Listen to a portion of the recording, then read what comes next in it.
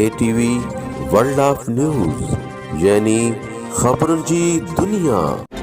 KTV web news सां गॾु मां आहियां सुधीर रमन खखराणी। पेश आहे हिन वक़्त जी अहम ख़बर।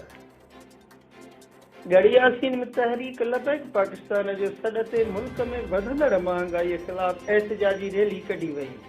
रैलीअ जी अॻुवाणी तहरीक लबैक पाकिस्तान जे ज़िला सदर चाकर हुसैन रिज़वी, मौलवी अब्दुल रहमान पहर ऐं इसरार अहमद कई।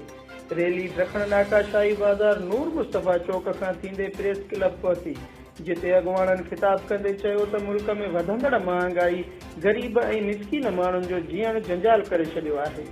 हुक्मरान आयाशुनि में पूरा आहिनि। अशराफिया खां रियायतूं वापसि वठी महांगाईअ ते कंट्रोल कयो वञे।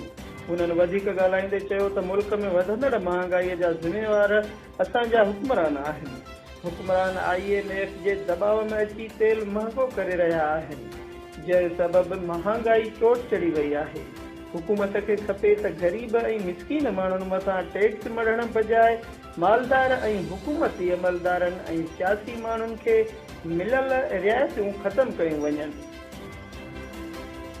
गुलामाने मोहम्मद जान देने से नहीं डरते, गुलामाने मोहम्मद जान देने से नहीं डरते, ये सर कट जाए या रह जाए कुछ परवाह नहीं करते। माण्हू दुनिया के सियासी लीडरनि खां डिॼनि था त एहतजाजीअ में ईंदासीं, फोटू आउट थींदो, अख़बार में ईंदासीं, चैनल ते ईंदासीं त असांखे सियासतदान जेको आहे सो आउट कंदा, तकलीफ़ूं ॾींदा, पर महबूब जा ग़ुलाम इन ॻाल्हियुनि खां डिॼंदा कोन्हनि के हक़ जो आवाज़ बुलंद करणु इहो बि जिहाद आहे। हिकिड़ो तलवार खणी मैदान जिहाद ते ईंदो आहे ऐं उहो तलवार हणी करे दुश्मन जा सिर कलम कंदो आहे, पर जेको वरी हक़ जो आवाज़ बुलंद कंदो आहे पंहिंजे ज़बान जे ज़रिए ॼण त उन बि जिहाद कयो। महांगाई जे ख़िलाफ़ लड़णु जिहाद आहे, महांगाई जे ख़िलाफ़ आवाज़ उथारणु जिहाद आहे, ग़रीब सां हमदर्दी करणु जिहाद आहे। तहरीक लबैक पाकिस्तान पूरे मुल्क जे अंदरि हुकूमत में बि नाहे। तव्हां उनखे ॾिसो, उन जे किरदार ते नज़र कयो। जेका हीअ हाणे बरसाति थी, इन में जेका अवाम जी मदद तहरीक लबैक पाकिस्तान कई आहे, शायदि हुकुमरान धुर बि न कई आहे। ॻोठ ॻोठ में वञी करे माण्हुनि जी मदद कई अथऊं। इहे राशन, कंबल, सिलेंडर गैस जा रोक पैसा हर हिक खे ॾिना अथऊं। हालांकि हुकूमत में बि नाहे, पर असांजो मंशूर इहो आहे त जेकॾहिं अवाम निज़ाम मुस्तफ़ा जे लाइ वोट ॾींदो त इंशाअल्लाह ग़रीब अवाम जे हर हक़ जी हिफ़ाज़त कई वेंदी। इन जे लाइ अॼु गड़ी यासीन में निकिता आहियूं त हुकुमरानो, ज़ालिमो, महांगाई घटि कयो, पंहिंजा अयाशी ख़र्च घटायो, पंहिंजूं पघारूं घटायो, जेके पाण जेको आहे सो पेट्रोल फ्री आहिनि उहे ख़तमु कयो, गैस फ्री आहिनि उहे ख़तमु कयो, बंगला फ्री आहिनि उहे ख़तमु कयो, गाॾियूं फ्री आहिनि उहे ख़तमु कयो। जज जे लाइ अञा रोज़ानो जेको आहे सो मुराअतूं वधाइणियूं थियूं पवनि। हुकूमत जा मिनिस्टर उन्हनि जे लाइ जेको आहे सो प्रोटोकॉलनि जा ख़र्च वधंदा था वञनि या जेको आहे सो जेकी बि आहिनि, पर ख़ुदा जो वास्तो अथव हिन ग़रीब अवाम ते रहम कयो। ग़रीब अवाम खां ज़िंदगीअ जो जीअण वारो हक़ु न खसियो। तहरीक लबैक पाकिस्तान हर ग़रीब सां गॾु आहे। इंशाअल्लाह ग़रीबनि सां हमदर्दी कंदा रहंदासीं। पोइ जेकॾहिं इनखे हुकूमत वक़्तु ॾोह थी सम्झे त असांखे इहो ॾोह बि क़बूल आहे।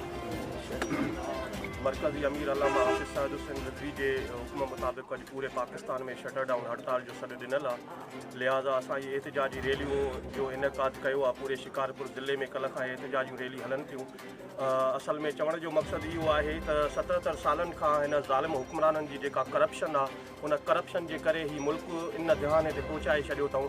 पर उहे हर शइ जेको आहे न, महांगाई जा जेके तूफ़ान खड़ा कया हुया, नाइंसाफ़ी, ज़ुल्म जबर जा जेके पहाड़ किराया हुया अवाम जे मथां, हर ज़ुल्म जेको अवाम बर्दाश्त करे चुको आहे। पर हिन टाइम जेका पाकिस्तान जी एटमी टेक्नोलॉजी आहे त उन ते हिन ज़ालिम हुक्मराननि जा हाणे हथ आहिनि।